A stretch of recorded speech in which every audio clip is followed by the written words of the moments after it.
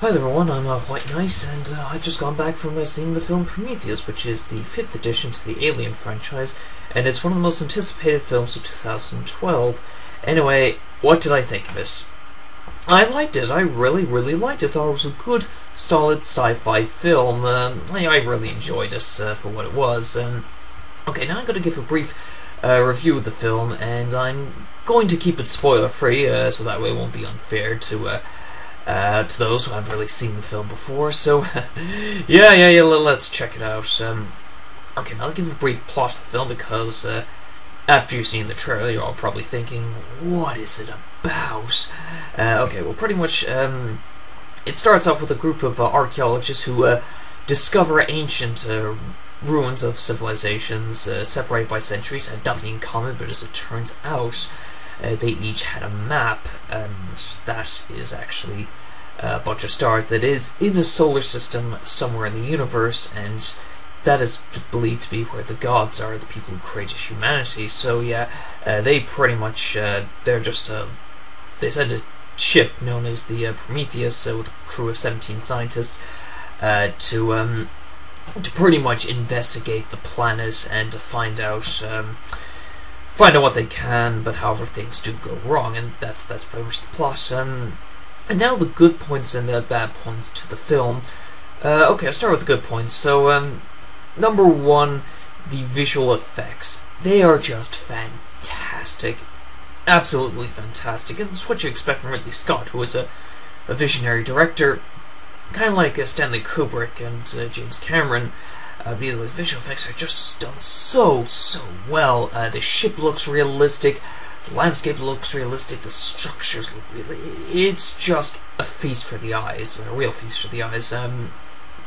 Number two, the tension and the atmosphere. That's another really good point to the film. It's just done so well.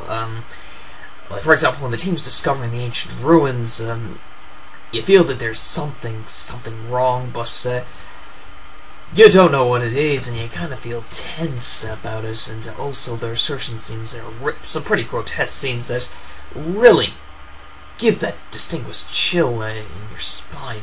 And it's another great work from Ridley Scott, and it does kind of have the tension like in Alien and Aliens. So yeah, the tension atmosphere, another bit that was done very well. And number three, the performances. Now the performances there were some really good performances. There were just some really good ones. So yeah, pretty much briefly go over some. Naomi plays Elizabeth Shaw, who is in fact the main character to the film, and I like the way how she started. At first, she's enthusiastic and excited about going to discover this new planet and all that. Really excited about it. And but then, in the second bit of the film, when she learns about the truth, she gets terrified and frightened. All that she pulls it off very well. Yeah, impressed. Another good character was Charlize Theron, who plays Meredith Vickers. She's the one who funds the whole operation. She's pretty much in charge of it, and yeah, she pulls off performance very well. This very serious person who expects everything to be done right and to keep the whole thing under control. She pulls it off very well. But the best character has to be Michael Fassbender, who plays the android David. It's just done flawlessly.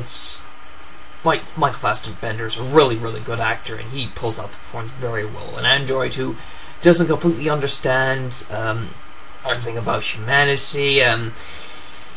It's just done very well. I'm pretty much speechless by how brilliant it is. Yeah. So yeah, those are the good points. Now to the bad points. Number one, the plot. Okay, now the first bit of the plot, don't really have many problems with it. It's easy enough to understand, but the second half, it kind of goes everywhere. You're probably wondering what's going on and all that, and that is a problem now.